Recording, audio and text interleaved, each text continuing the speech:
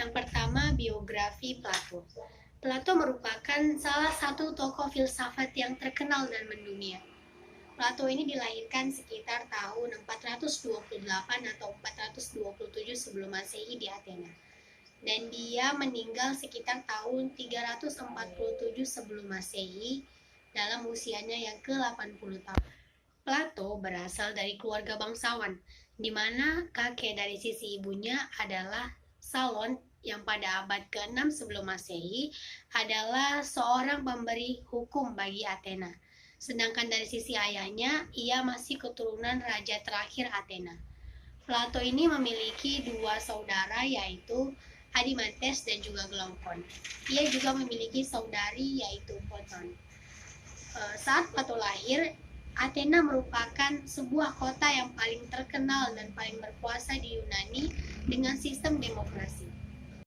Pelajaran filosofi mula-mulanya diperoleh dari Kratilos. Kratilos dahulunya adalah murid Heraklitos. Sejak umur 20 tahun, Plato menjadi pengikut pelajaran Sokrates. Pelajaran itulah yang membuatnya memberi kepuasan baginya. Pengaruh Sokrates semakin hari semakin mendalam. Ia menjadi murid Sokrates yang setia sampai pada akhir hidupnya Sokrates tetap menjadi pujaannya. Plato mempunyai kedudukan yang istimewa sebagai seorang filsuf. Ia pandai menyatukan puisi dan ilmu, seni dan filosofi. Pandangan yang dalam abstrak sekalipun dapat dilukiskannya dengan gaya bahasa yang indah. Tak ada seorang filosof pun sesudah ataupun sebelumnya yang dapat menandinginya dalam hal tersebut. Ketika Sokrates meninggal, ia menamakan dirinya sebagai seorang anak yang kehilangan bapaknya. Tak lama sesudah itu, ia pergi meninggalkan Athena dan mengembara selama 12 tahun sekitar tahun 399 sebelum Masehi sampai 387 sebelum Masehi, dan ia pergi ke negara Megara. Dan ia mengajarkan filosofinya di sana. Plato merupakan seorang filsuf dan juga pakar matematika Yunani. Setidaknya ia kurang lebih telah menulis 36 buku dan kebanyakan menyangkut dengan masalah politik dan juga etika selain dari metafisika dan juga teologi. Filsafat menurut Plato. Sokrates dan Plato hidup pada zaman yang berakar dalam peradaban Yunani kuno, yaitu wilayah Ionia atau kini pantai barat Turki, mulai sekitar 600 tahun sebelum Masehi. Munculnya filsafat Plato dapat didekati dari dua sudut pandang. Yang pertama yaitu paling mencolok adalah usaha sementara pemikir dalam mencari dan merumuskan suatu asas dari segala-segalanya yang kita alami. Bagi Plato, filsafat adalah semacam visi, yakni visi tentang kebenaran. Visi ini semata-mata bersifat intelektual, tidak pula sekedar kebijaksanaan, tetapi cinta terhadap kebijaksanaan, atau cinta intelektual terhadap Tuhan dalam filsafat. Yang ketiga adalah pemikiran Plato tentang ide. Menurut Plato, ide merupakan sesuatu yang memimpin pemikiran manusia. Ide bukanlah hasil pemikiran subjektif, melainkan ide itu adalah objektif. Maksudnya, ide tidak diciptakan oleh pemikiran manusia. Dunia yang melampaui manusia, maka ide tidak bergantung pada pemikiran manusia, melainkan pemikiran manusia yang bergantung kepada dunia ide.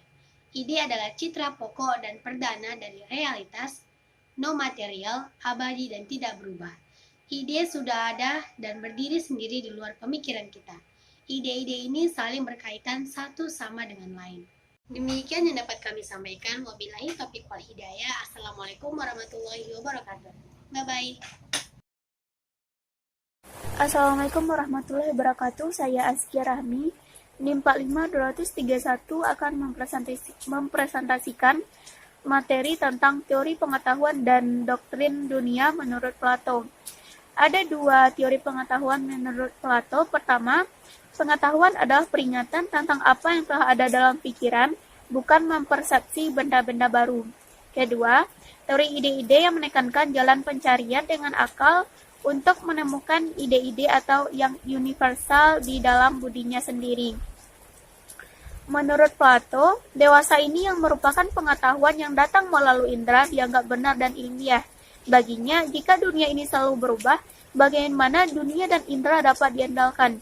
Ia menyimpulkan bahwa mereka tidak dapat diandalkan, dan pengetahuan sejati harus datang dari tempat lain, yakni pengetahuan itu telah ada sebelumnya. Plato mempunyai kemantapan bahwa pendidikan dan pengalaman tidak berpengaruh. Pengetahuan sejati merupakan bawaan dari dalam diri kita. Kita tidak harus mengandalkan indera untuk memperoleh pengetahuan mengenai dunia. Pengetahuan sejati terdiri dari ide-ide yang telah ada dalam pikiran, bukan ide-ide yang datang kepada kita melalui indera. Yang kedua ada doktrin dunia. Menurut Plato, realitas itu terbagi menjadi dua, atau dunia itu dibagi menjadi dua. Ada dunia indrawi dan dunia ide. Dunia indrawi merupakan realitas yang mencakup benda-benda jasmani yang disajikan kepada panca indera, atau bisa dikatakan bahwa sesuatu yang dapat dijangkau oleh indera seperti bunga, pohon, dan lain-lain. Dan juga menurut Plato, dunia indrawi ini bersifat tetap berada dalam perubahan. Yang kedua, dunia ide. Menurut Plato, sebuah dunia yang tidak pernah berubah, yakni disebut dengan dunia ideal atau dunia ide. Dunia ideal tidak sama sekali yang pernah berubah. Semuanya bersifat abadi dan tak terubahkan. Plato mengatakan bahwa dunia itu ada, yakni dunia indrawi dan dunia ideal. Salah satu dasar munculnya dua dunia menurut Plato ini adalah untuk mencoba menyatukan pemikiran dua filosof sebelumnya, yakni Heraklitus yang meyakini tentang pergerakan atau perubahan dan menolak tentang pemberhentian atau meyakini realitas itu senantiasa berubah. Sedangkan Parmenides meyakini bahwa tentang pemberhentian suatu kesatuan yang tidak dibeda-bedakan. Plato mencoba menggabungkannya dengan menganalisis bahwa ada sesuatu yang senantiasa berubah, namun ada juga sesuatu yang bersifat tetap tidak berubah dan kekal, sehingga munculnya pemikirannya, yaitu ada dunia, yakni dunia pertama adalah dunia senantiasa terdapat perubahan, di mana tidak sesuatu yang sempurna, dunia yang dapat diamati dan dapat diindra. Yang kedua, dunia yang disebut dengan dunia ide, di mana tidak ada perubahan, tidak ada kejamakan, dan bersifat kekal. Demikianlah presentasi dari saya. Sekian, terima kasih. Assalamualaikum warahmatullahi wabarakatuh. Assalamualaikum warahmatullahi wabarakatuh. Saya Nurul Syabadi, NIM 45200006. Saya akan melanjutkan penjelasan teman-teman saya tadi. Selanjutnya, ajaran Plato tentang jiwa. Plato juga memandang manusia sebagai makhluk terpenting dari segala makhluk yang ada di dunia. Plato pun menganggap bahwa jiwa adalah pusat dari kepribadian manusia. Selanjutnya, kebakaan jiwa. Plato yakin bahwa jiwa manusia bersifat baka. Keyakinan ini bersangkut paut dengan ajarannya tentang ide-ide. Salah satu argumennya yang penting adalah kesamaan yang terdapat antara jiwa dan ide-ide. Plato mengikuti prinsip dari filsafat Yunani sejak Empedokles, yaitu yang sama mengenal yang sama. Dari ini nyatalah bahwa jiwalah yang mengenal ide-ide, bukan badan. Jiwa pun mempunyai sifat yang terdapat pada ide-ide, yaitu abadi dan tak terubahkan.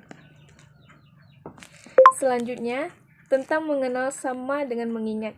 Bagi Plato, jiwa itu tidak saja bersifat baka, tapi juga bersifat kekal, karena sudah ada sebelum hidup di dunia, sebelum bersatu dengan badan. Jiwa sudah mengalami suatu pra-eksistensi, di mana ia memandang ide-ide. Bila manusia lahir di bumi ini, pengetahuan tentang ide-ide itu sudah kabur, tetapi pengetahuan itu tetap tinggal dalam jiwa dan dapat diingat kembali.